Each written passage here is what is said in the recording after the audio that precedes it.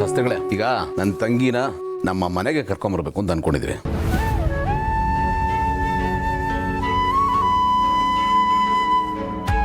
ಮಹಿ,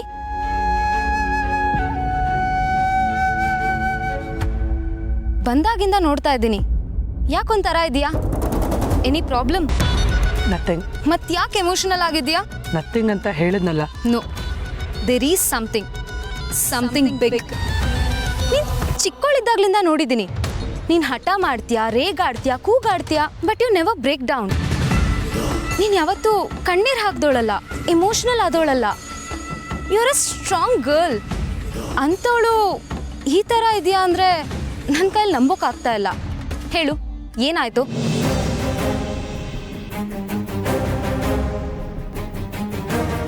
ಏನಿಲ್ಲ, ಅಣ್ಣ ನನ್ನ ಮಗುಗೋಸ್ಕರ ಇಷ್ಟೆಲ್ಲ ಮಾಡಿರೋದನ್ನ ನೋಡಿ ಎಮೋಷ್ನಲ್ ಆಗ್ತಿದ್ದೀನಿ ಅಷ್ಟೇ.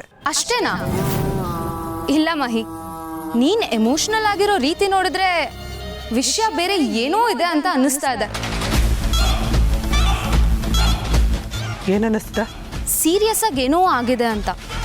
ನಿನ್ನ ಎಕ್ಸ್ಪ್ರೆಷನ್, ಟೆನ್ಷನ್ ಇದೆಲ್ಲ ನೋಡ್ತಾ ಇದ್ರೆ ಬೇರೆ ಏನೋ ಪ್ರಾಬ್ಲಮ್ ಆಗಿದೆ ಅಂತ ಅನ್ನಿಸ್ತಾ ಇದೆ. ಇಲ್ದೇ ಇರೋದ್ರ ಬಗ್ಗೆ ಇಷ್ಟೆಲ್ಲ ಕನ್ಸು ಕಟ್ತಿದಾರಲ್ಲ ಅಂತ ಅನ್ನಿಸ್ತಾ ಇದೆ.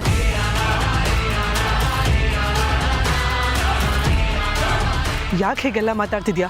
ಏನಾಗಿದೆ ನಿನ್ಗೆ? ಅಯ್ಯೋ, ನನ್ಗಾಗ ಅನ್ನಿಸ್ತು, ಅದಕ್ಕೆ ಹೇಳ್ದೆ ಅಷ್ಟೇ. ಮತ್ತೆ ನೀನು ಆ ಥರ ಎಲ್ಲ ಡಿಸಿಷನ್ ಏನೂ ತಗೊಂಡಿಲ್ಲ ತಾನೆ? ಬೇರೆ ಏನೂ ಪ್ರಾಬ್ಲಮ್ ಇಲ್ಲ ತಾನೆ? ಏನೂ ಇಲ್ಲ, ಜಸ್ಟ್ ಲೀವ್ ಮೀ ಅಲೋನ್.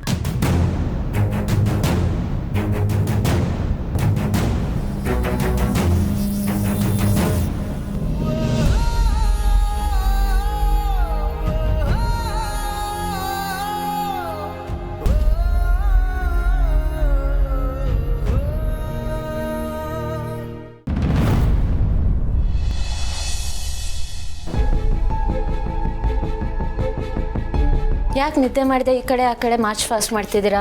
ನಿದ್ದೆ ಬರ್ತಿಲ್ವಾ? ನಿದ್ದೆ ಬರ್ತಿದೆ, ಆದರೆ ಮಾಡೋದಕ್ಕಾಗ್ತಿಲ್ಲ. ಬರ್ತಿದೆ, ಮಾಡೋದಕ್ಕಾಗ್ತಿಲ್ಲ ಅಂದರೆ? ಮಲಗಿದ್ರೆ ಎಲ್ಲಿ ಅದೇ ಥರದ ಕನ್ಸು ಬಿದ್ದುಬಿಡುತ್ತೋ ಅಂತ ಟೆನ್ಷನ್ ಆಗ್ತಾ ಇದೆ ನನಗೆ. ಟೆನ್ಷನಲ್ಲಿ ನಿದ್ದೆ ಮಾಡೋಕ್ಕಾಗ್ತಿಲ್ಲ. ಗೌತಮ್ ಅವರೇ, ಮಹಿಮಾ ಇಲ್ಲೇ ಇದ್ದಾಳೆ, ಮಗು ಸಹ ಅವಳು ಹೊಟ್ಟೆಯಲ್ಲಿ ಸೇಫ್ ಆಗಿದೆ. ಎಲ್ಲ ಸರಿ ಅಂದಮೇಲೆ ಯಾಕೆ ಟೆನ್ಷನ್ ಮಾಡ್ಕೋತಿದ್ದೀರಾ? ಬಹುಶಃ ಪ್ರೀತಿ ಜಾಸ್ತಿ ಇರೋ ಕಡೆ ಈ ಥರ ಆತಂಕ, ಭಯ ಎಲ್ಲ ಜಾಸ್ತಿ ಇರುತ್ತೆ ಅನ್ಸತ್ತಲ್ಲ. ನನಗೆ ಮಹಿಮಾ ಬಗ್ಗೆ ತುಂಬಾ ಕಾಳಜಿ.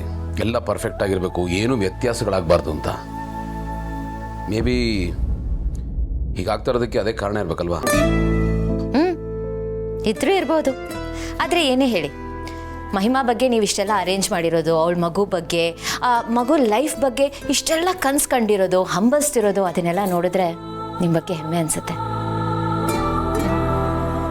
ಮಗಳಿಗೆ ತಂದೆ ಆದವನು ಪ್ರೀತಿ ತೋರಿಸೋದನ್ನು ನೋಡಿದ್ದೀನಿ, ಸ್ವತಃ ಅನುಭವಿಸಿದ್ದೀನಿ. ಆದರೆ ಅಣ್ಣನಾಗಿ ತಂಗಿಗೋಸ್ಕರ ಇಷ್ಟೆಲ್ಲ ಮಾಡೋದು, ಇಷ್ಟೆಲ್ಲ ಪ್ರೀತಿ ತೋರಿಸೋದನ್ನು ನೋಡೇ ಇರಲಿಲ್ಲ. ನಿಜವಾಗ್ಲೂ ಮಹಿಮಾ ತುಂಬ ಪುಣ್ಯ ಮಾಡಿದ್ದಾಳೆ. ನೀವು ನಿಜವಾಗ್ಲೂ ಗ್ರೇಟು. ಇದರಲ್ಲಿ ಗ್ರೇಟ್ ಏನು ಬಂತು?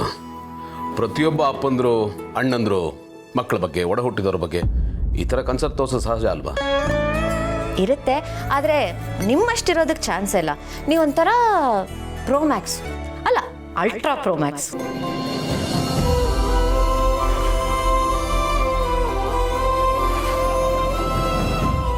ನಕ್ಕಿದ್ ಸಾಕು. ಈ ಸಮಸ್ಯೆಗೆ ಒಂದು ಪರಿಹಾರ ಹೇಳಿ. ಯಾವ ಸಮಸ್ಯೆ? ನಿಮ್ಮ ಅಪ್ಪ ಅಮ್ಮನಿಗೆ ಹೇಳ್ದೇನೆ ನಾವು ಸೀಮಂತದ ಮುಹೂರ್ತ ಡೇಟ್ ಫಿಕ್ಸ್ ಮಾಡಿಬಿಟ್ಟಿದ್ದೀವಿ. ಅವ್ರಿಗೆ ಗೊತ್ತಾದರೆ ಬೇಜಾರು ಮಾಡ್ಕೋತಾರೆ. ನೀವೇ ಮಧ್ಯಸ್ಥಿಕೆ ವಹಿಸಿ ಏನಾದರೂ ಮಾಡಬೇಕು ಪ್ಲೀಸ್. ಅಲ್ಲ, ಒಂದು ಕೆಲಸ ಮಾಡೋಣ. ಹೇಳಿ. ನಾಳೆ ನಮ್ಮ ಮನೆಗೆ ಹೋಗಿ ನಾವಿಬ್ಬರು ಅವ್ರನ್ನ ಕನ್ವಿನ್ಸ್ ಮಾಡೋಕ್ಕೆ ಪ್ರಯತ್ನ ಪಡೋಣ. ನಾನು ಬರಬೇಕಾ? ಹಾಂ, ಮಗಳಾಗಿ ನಾನು ಮಾತಾಡೋದಕ್ಕೂ ಅಳಿಯಂದಿರಾಗಿ ನೀವು ಮಾತಾಡೋದಕ್ಕೂ ತುಂಬ ವ್ಯತ್ಯಾಸ ಇದೆ. ನನಗೆ ಬೇಡ ಅಂತ ಹೇಳಿದ್ರು ನಿಮ್ಮ ಮಾತನ್ನ ಬೇಡ ಅಂತ ಹೇಳೋದೇ ಇಲ್ಲ. So please please. ಸರಿ, ನೋಡೋಣ. ಓಕೆ, ಈಗೇನು ಚಿಂತೆ ಮಾಡಿದೆ, ಮಲ್ಕೊಳ್ಳಿ, ನಾಳೆ ನೋಡ್ಕೊಳ್ಳೋಣ.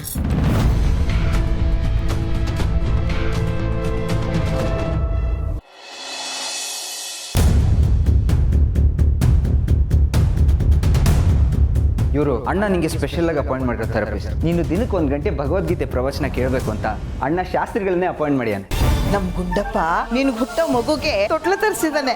ನೀನು ಹುಟ್ಟೋ ಮಗುಗೆ ಗುರುಕುಲದಲ್ಲಿ ಒಂದು ಸೀಟ್ ಬುಕ್ ಮಾಡಿಟ್ಟಿದ್ದೀನಿ. ನೀನು ಹೊಟ್ಟೆಲಿ ಬೆಳೀತಾ ಇರೋದು ನಮ್ಮ ಅಪ್ಪನೇ ಅನ್ನೋ ಬಲವಾದ ನಂಬಿಕೆ ಇದೆ ನನಗೆ.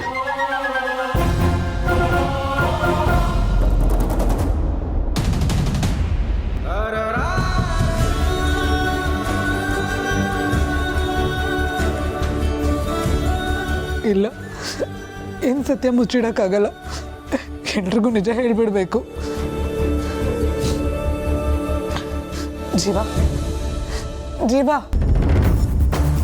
ಯಾಕೆ ಮೈ ಇಷ್ಟು ಬೇಗ ಎಬ್ಬಿಸ್ತಿದ್ಯಾ? ಯಾಕೆ ಹೇಳ್ತಿದ್ಯಾ? ಏನಾಯ್ತು? ನನಗೆ ತುಂಬ ಗಿಲ್ಟ್ ಕಾಡ್ತಿದೆ ಜೀವ. ನಾನು ಎಲ್ರಿಗೂ ಸತ್ಯ ಹೇಳ್ಬಿಡ್ಬೇಕು. ಸತ್ಯನಾ? ಏನು ಏನಾಯ್ತು ಹೇಳು. ನನಗೇನು ಮಾಡಬೇಕು ಅಂತಲೇ ಗೊತ್ತಾಗ್ತಿಲ್ಲ. ನಾನು ಸತ್ಯ ಹೇಳಿಲ್ಲ ಅಂದರೆ ನಾನು ಹುಚ್ಚಿನೇ ಆಗೋಗ್ತೀನಿ ಅನ್ನಿಸ್ತಿದೆ. ಬಾ, ಎಲ್ರ ಮುಂದೆ ಸತ್ಯ ಹೇಳ್ಬಿಡ್ತೀನಿ. ಅಲ್ಲ ಮಹಿ, ಎಲ್ಲರ ಹತ್ರ ಹೇಳೋ ವಿಷಯ ಏನಿದೆ? ನೀನು ಬಾ ಜೀವ, ನಾನು ಎಲ್ರ ಮುಂದೆ ಹೇಳ್ತೀನಿ. ಅಲ್ಲ ಅಣ್ಣ, ಸಾರಿ ಅಣ್ಣ, ನನಗೆ ಕ್ಷಮಿಸ್ಬೇಡ ಅಣ್ಣ. ಏನಾಯ್ತು? ಏನಾಯ್ತು? ಇದಳು ಇದಳು ಏನಾಯ್ತು? ಸಾರಿ ಅಣ್ಣ.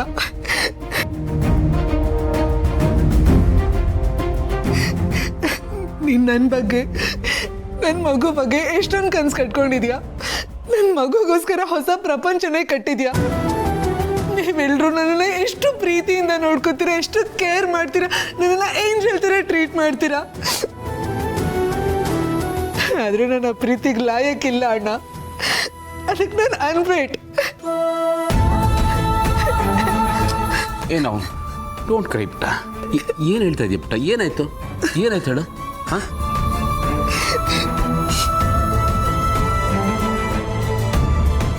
ಮನ್ಸು ಗಟ್ಟಿ ಮಾಡ್ಕೊ ಅಣ್ಣ.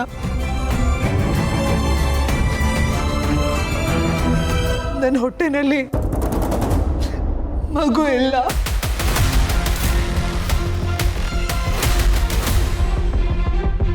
ನನ್ನ ಮಗುನ ಅಬಾರ್ಟ್ ಮಾಡಿಸ್ಬಿಟ್ಟೆ.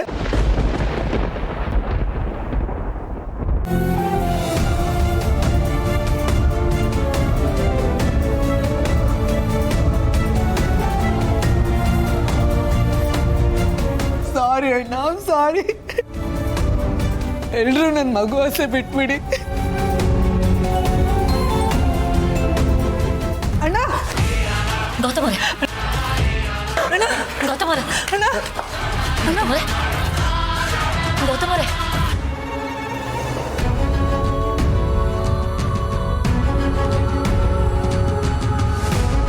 ಕನಸು. ಬಟ್ ಇದೇ ನಿಜ ಆದರೆ ಆಗೇನು ಮಾಡೋದು? ಇರೋ ವಿಷಯನ ಮನೆಯವ್ರಿಗೆ ಹೇಗೆ ತಿಳಿಸೋದು? ತಿಳಿಸಿದ್ರೆ ಅವ್ರು ಅದನ್ನು ಹೇಗೆ ರಿಸೀವ್ ಮಾಡ್ಕೋಬಹುದು? ಎಲ್ಲರ ರಿಯಾಕ್ಷನ್ ಹೇಗಿರಬಹುದು? ಅವತ್ತು ನನ್ನನ್ನು ನನ್ನ ಡಿಸಿಷನ್ನ ಅಕ್ಸೆಪ್ಟ್ ಮಾಡ್ಕೋತಾರ ಅಥವಾ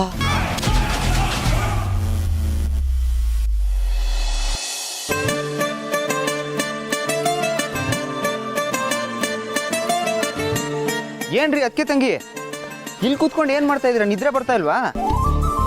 ಏನೂ ಇಲ್ಲ, ರಾತ್ರಿ ಹೊತ್ತು ಈ ಮನೆ ಎಷ್ಟು ಚೆನ್ನಾಗಿ ಕಾಣಿಸುತ್ತೆ ಅಂತ ನೋಡ್ತಾ ಇದ್ದೆ. Such a beautiful house. ಯಾಕೆ ಡೇ ಅಲ್ಲಿ ನಮ್ಮ ಮನೆ ಚೆನ್ನಾಗಿ ಕಾಣಲ್ವಾ? Did I say that? Oh, okay okay. Slow ಮೋಷನಲ್ಲಿ ಹೀರೋಯಿನ್ನು ಮೊಮೆಂಟ್ನ ಎಂಜಾಯ್ ಮಾಡೋ ಥರ ಫೀಲ್ ಮಾಡ್ತಾ ಇದ್ದೀರಾ, ಅದಕ್ಕೆ ನಮ್ಮ ಮನೆ ಚೆನ್ನಾಗಿ ಕಾಣಿಸ್ತಾ ಇದೆ. Am I right? ಅಲ್ವಾ? ಸ್ಲೋ ಮೋಷನಲ್ಲಿ ಹೀರೋಯಿನ್ ಎಲ್ಲ ಎಷ್ಟು ಚೆನ್ನಾಗಿ ಕಾಣಿಸ್ತಾರೆ ರೀ. ಸ್ಲೋ ಮೋಷನಲ್ಲಿ ಹೀರೋಗಳು ಚೆನ್ನಾಗಿ ಕಾಣಿಸ್ತಾರೆ ಕಣ್ರಿ. ಹೌದು, ನೀವು ಮನೆಗೆ ಪಾರ್ಟಿಗೆ ಬಂದಿದ್ರಲ್ಲ, ಅವಾಗ ನಮ್ಮ ಮನೇನ ನೈಟ್ ಎಫೆಕ್ಟಲ್ಲಿ ನೋಡಿರ್ಲಿಲ್ವಾ? ಅವಾಗೆಲ್ಲ ತುಂಬ ಜನ ಇದ್ರು, ಇಷ್ಟೊಂದು ಕಾಮಾಗಿರ್ಲಿಲ್ಲ. ಸೊ ಕರೆಕ್ಟಾಗಿ ನೋಡೋಕ್ಕಾಗಿರ್ಲಿಲ್ಲ. ಇವಾಗಲೇ ಆ ಚಾನ್ಸ್ ಸಿಕ್ಕಿದ್ದು. ಓ ಹಾಗೆ.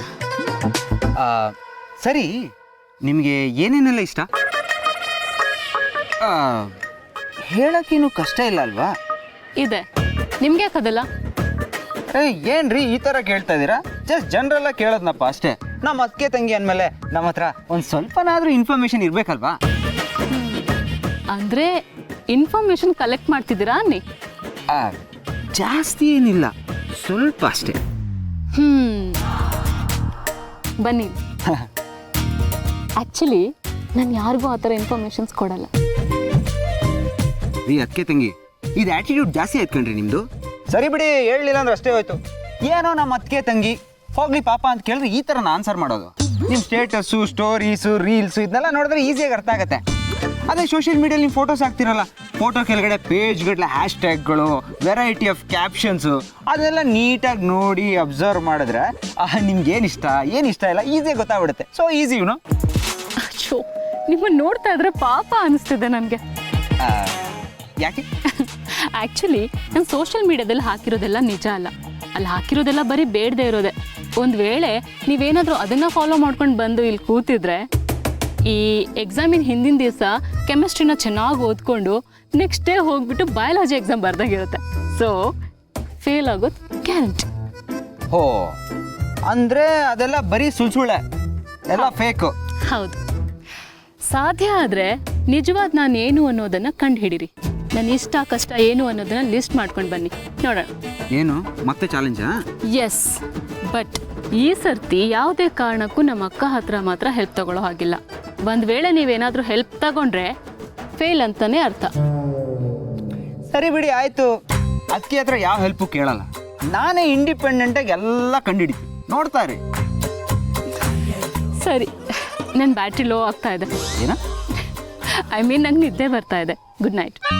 ಸರಿ ನೀವು ಹೊರಡಿ.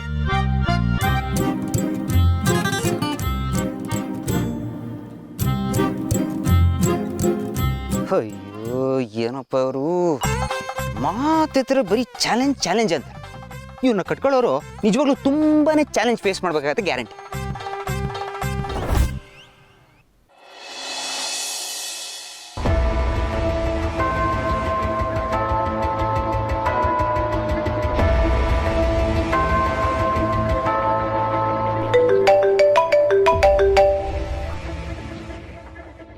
ಹಲೋ, ಹೇಳಿ.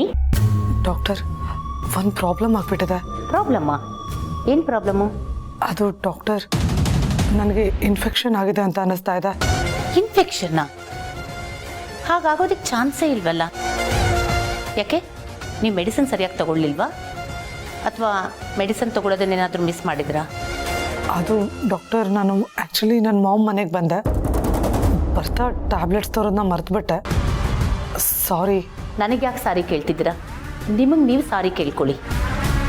ಇದು ನಿಮ್ಮ ಹೆಲ್ತಿನ ಪ್ರಶ್ನೆ.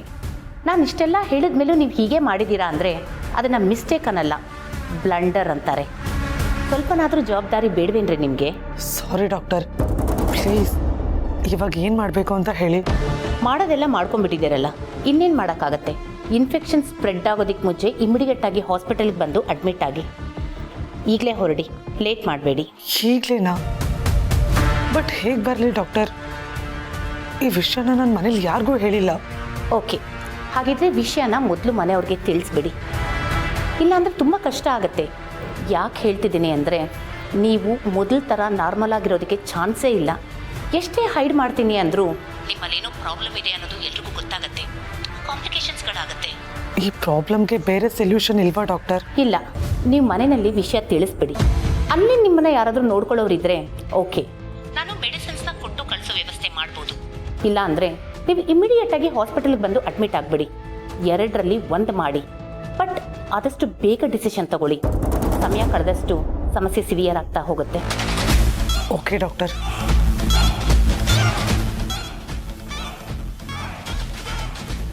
ಇಲ್ಲ, ಭಯ ಪಡೋದು ಬೇಡ.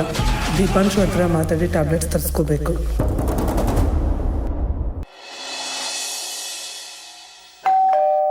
ನೋಡ್ತೀನಿ.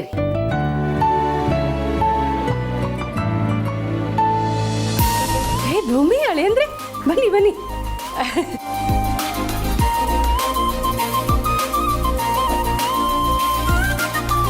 ಹಬ್ಬ ಎಲ್ಲ ಚೆನ್ನಾಗಾಯ್ತಾ ಅಳೆ ಅಂದ್ರೆ? ಕೂತ್ಕೊಳ್ಳಿ, ಕಾಫಿ ತಂದ್ಬಿಡ್ತೀನಿ. ಒಂದು ನಿಮಿಷ.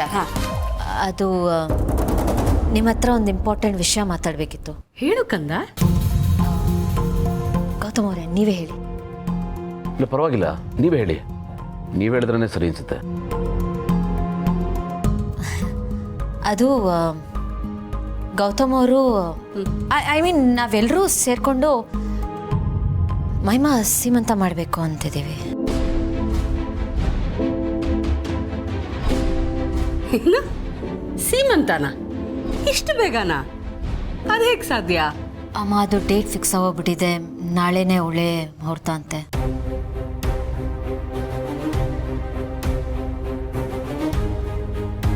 ಇದೇನ್ ಕಂದ, ನಮ್ಮ ಹತ್ರ ಮಾತು ಆಡದೆ ದಿಢೀರಂತ ಹೀಗೆ ಫಿಕ್ಸ್ ಮಾಡಿದ್ರೆ ಹೇಗೆ?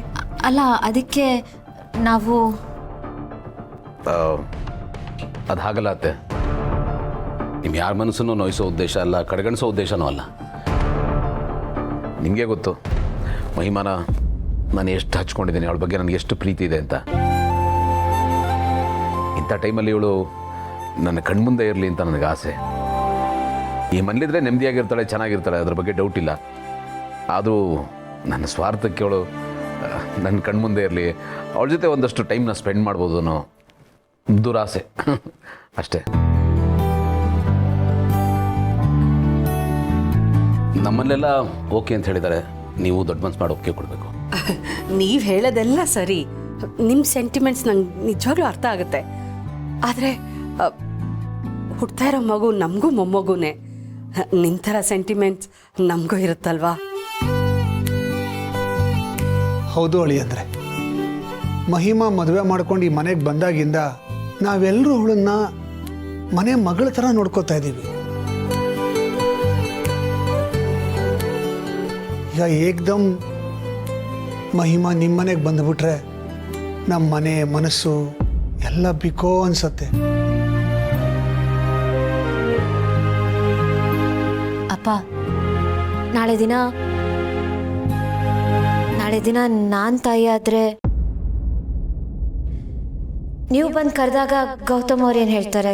ಕಳಿಸ್ಕೊಡ್ತಾರಲ್ವಾ? ತವ್ರ ಮನೆಯವ್ರು ಈ ಥರ ಆಸೆ ಪಡೋದು ಸಹಜ ಅಲ್ವಾ? ಆಸೆ ಎಲ್ಲ ಅವ್ರು ಕೇಳ್ತಿದ್ದಾರೆ, ಪ್ಲೀಸ್ ಒಪ್ಕೊಳ್ಳಿ.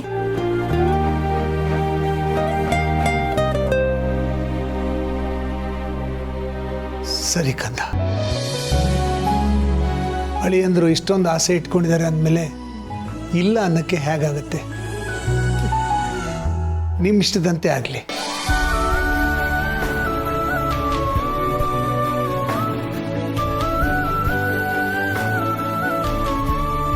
ಥ್ಯಾಂಕ್ ಯು ಬಾವ.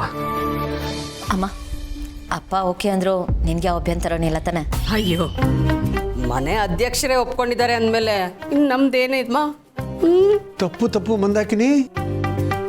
ನಾನು ಈ ಮನೆ ಅಧ್ಯಕ್ಷ ಅಲ್ಲ, ನೀನು ಈ ಮನೆ ಅಧ್ಯಕ್ಷ. ನಾನು ಬರೀ ಸದಸ್ಯ ಅಷ್ಟೇ. ನಿನಗೆ ಎದುರಾಡೋ ಧೈರ್ಯ ನನಗಿದೆಯಾ?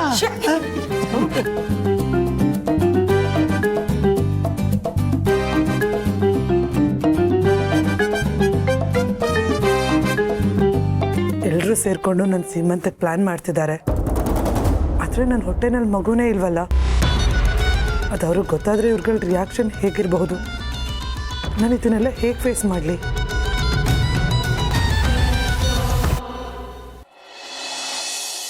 ಯಾಕೆ ಮಹಿ ಅಪ್ಸೆಟ್ ಆಗಿದೆಯಾ? ಮತ್ತೆ ಏನಾಯ್ತು? ನನಗೇನು ಹೇಳೋದು ಅಂತಲೇ ಗೊತ್ತಾಗ್ತಾ ಇಲ್ಲ. ಮನೆಯಲ್ಲಿ ನನ್ನ ಸೀಮಂತಕ್ಕೆಲ್ಲ ತಯಾರಿ ಮಾಡ್ಕೊಳ್ತಿದ್ದಾರೆ. ನನಗೀಗ ಒಂಥರ ಆಗ್ತಿದೆ. ಯಾಕಾದರೂ ಮಗುನ ತೆಗ್ಸಿದ್ನೋ ಅನ್ನೋ ಗಿಲ್ಟ್ ಫೀಲ್ ಶುರು ಆಗಿಬಿಟ್ಟಿದೆ. ನನಗೆ ನಾನು ಎಷ್ಟೇ ಸಮಾಧಾನ ಮಾಡಿಕೊಂಡ್ರು, ಎಷ್ಟೇ ಟ್ರೈ ಮಾಡಿದ್ರು ಈ ಗಿಲ್ಟ್ ಫೀಲಿಂದ ಆಚೆ ಬರೋಕ್ಕಾಗ್ತಾ ಇಲ್ಲ. And it's very painful. Literally ಒದ್ದಾಡೋ ಥರ ಮಾಡಿಬಿಡುತ್ತೆ. ಇವಾಗ ಯಾಕೆ ಮಹಿ ಯೋಚನೆ ಮಾಡ್ತಿದ್ಯಾ? ಲುಕ್ ಮಹಿ, ನೀನು ಗಿಲ್ಟಿ ಫೀಲ್ ಮಾಡಿಕೊಂಡ್ರು ನಿನ್ನ ಪಾಸ್ಟ್ ಏನೂ ಚೇಂಜ್ ಆಗೋದಿಲ್ಲ. ಅದರಿಂದ ನಿನ್ನ ಫ್ಯೂಚರು ಬೆಟರ್ ಆಗೋದಿಲ್ಲ. It doesn't help you in any way. ಅದರಿಂದ ಯಾರಿಗೇನು ಯೂಸ್ ಇಲ್ಲ ಮಹಿ. ಅದೊಂಥರ worst enemy, slow poison. It can kill you alive. ನಿನ್ನ ಹ್ಯಾಪಿನೆಸ್, ನಿನ್ನ ಸ್ಪಿರಿಟ್, ಪೀಸ್ ಆಫ್ ಮೈಂಡ್ ಎಲ್ಲ ನಿನ್ನಿಂದ ದೂರ ಆಗುತ್ತೆ. ಅಷ್ಟಕ್ಕೂ ನೀನೇನು ತಪ್ಪು ಮಾಡಿಲ್ಲ ಮಹಿ. ನಿನ್ಗೆ ಯಾವುದು ಒಳ್ಳೆಯದೋ ಅದನ್ನು ಮಾಡಿದ್ಯಾ. So never feel guilty for doing what is good for you. ಹಾಂ, ಇದೆಲ್ಲ ನನಗೆ ಅರ್ಥ ಆಗುತ್ತೆ. ಬಟ್ ಇದನ್ನೆಲ್ಲ ನಮ್ಮ ಮನೆಯವ್ರಿಗೆ ಹೇಗೆ ಹೇಳಲಿ? ನನ್ನ ಪಾಯಿಂಟ್ ಆಫ್ ವ್ಯೂನ ಅವ್ರಿಗೆ ಹೇಗೆ ಅರ್ಥ ಮಾಡಿಸ್ಲಿ? ನಿನಗೆ ಗೊತ್ತಲ್ಲ, ನಮ್ಮ ಸಿಸ್ಟಮ್ಮು, ನಮ್ಮ ಸೊಸೈಟಿ ಇದನ್ನೆಲ್ಲ ಡೈರೆಕ್ಟಾಗಿ ನಮ್ಮ ಕ್ಯಾರೆಕ್ಟರ್ಗೆ ಅಟ್ಯಾಚ್ ಮಾಡಿಬಿಡುತ್ತೆ. ಇಲ್ಲಿ ನಮ್ಮ ಪರ್ಸ್ನಲ್ ಚಾಯ್ಸ್ಗೆ, ನಮ್ಮ ಪ್ರಿಯಾರಿಟೀಸ್ಗೆ ಜಾಗ ಇಲ್ಲ. ನಮ್ಗೇನು ಸರಿ ಅನ್ಸುತ್ತೋ ಅದನ್ನು ಸೈಡ್ಗಿಟ್ಟು ಬೇರೆಯವ್ರಿಗೇನು ಸರಿ ಅನ್ಸುತ್ತೋ ಅದನ್ನು ಮಾಡ್ಕೊಂಡಿರ್ಬೇಕಾಗತ್ತೆ. ಇಲ್ಲಿ ಕ್ವೆಶ್ಚನ್ ಮಾಡೋರೇ ಜಾಸ್ತಿ, ಅರ್ಥ ಮಾಡ್ಕೊಳ್ಳೋರು ತುಂಬಾ ಕಡಿಮೆ. ಒಂದೊಂದ್ಸಲ ನನಗೆ ಇವ್ರುಗಳ ಮಧ್ಯೆ ಮಿಸ್ ಆಗಿ ಹುಟ್ಬಿಟ್ಟಿದ್ದೀನಿ ಅನ್ಸುತ್ತೆ. ತುಂಬ ಫ್ರೀಡಮ್ ಬಯಸೋಳು ನಾನು, ಬಟ್ ಈ ಸೋ ಕಾಲ್ಡ್ ಸಿಸ್ಟಮ್ ಅನ್ನೋ ಜೈಲಿಗೆ ಸಿಕ್ಕಾಕೊಂಡ್ಬಿಟ್ಟಿದ್ದೀನಿ. ಇದನ್ನೆಲ್ಲ ಮನೆಯವ್ರಿಗೆ ಹೇಗೆ ಹೇಳೋದು, ಹೇಳಿದ್ರೆ ಅವ್ರ ರಿಯಾಕ್ಷನ್ ಹೇಗಿರುತ್ತೆ ಅನ್ನೋ ಟೆನ್ಷನ್ ಆಗ್ತದೆ. ಈಗೀಗ ಇದೇ ಯೋಚನೆಯಲ್ಲಿ ಸರಿಯಾಗಿ ನಿದ್ರೆ ಕೂಡ ಬರ್ತಾ ಇಲ್ಲ. ಈ ಮೆಂಟಲ್ ಬರ್ಡನ್ನು ನನ್ನ ಕೈಲಿ ಬೇರ್ ಮಾಡೋಕ್ಕಾಗ್ತಾ ಇಲ್ಲ. ಇದರಿಂದ ಎಸ್ಕೇಪ್ ಆಗೋದಕ್ಕೆ ಬೇರೆ ಏನಾದರೂ ಪ್ಲ್ಯಾನ್ ಮಾಡಲೇಬೇಕು, ಇಲ್ಲಾಂದರೆ ನನ್ನ ಸಿಚುವೇಶನ್ ಇನ್ನೂ ವರ್ಸ್ಟ್ ಆಗಿಬಿಡತ್ತೆ. ನೀನು ಹೇಳಿದ ನಿಜ, ಗಿಲ್ಟ್ ಈಸ್ ನಾಟ್ ಗುಡ್. ನಾನು ಇದರಿಂದ ಆಚೆ ಬರಲೇಬೇಕು. ನನಗೆ ಬೇರೆ ದಾರಿ ಇಲ್ಲ.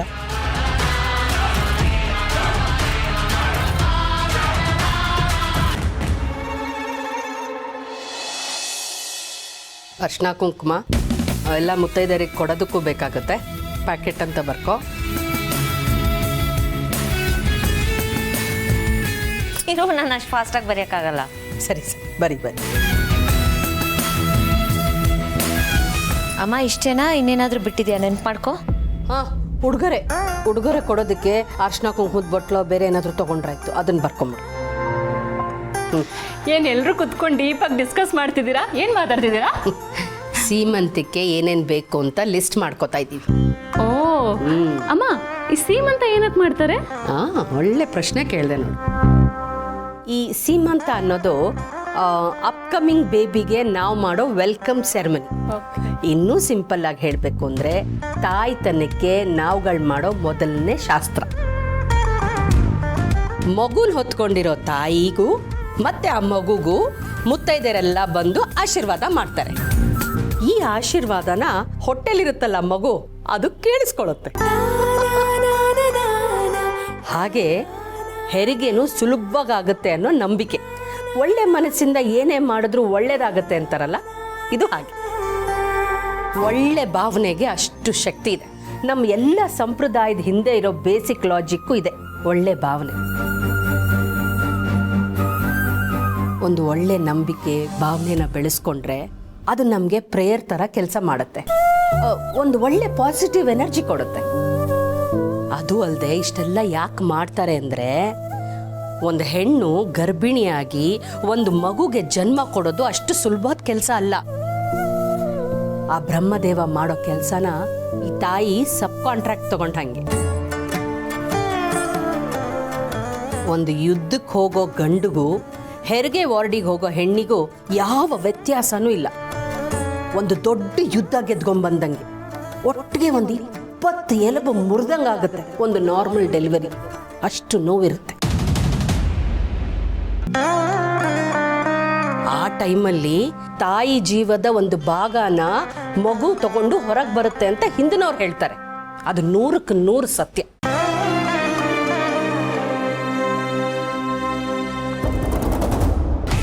ಎಲ್ಲರೂ ನನ್ನ ಸೀಮಂತಕ್ಕೆ ರೆಡಿ ಮಾಡ್ಕೋತಿದ್ದಾರೆ, ಏನೇನೋ ಕನ್ಸು ಕಟ್ಕೊಂಡಿದ್ದಾರೆ.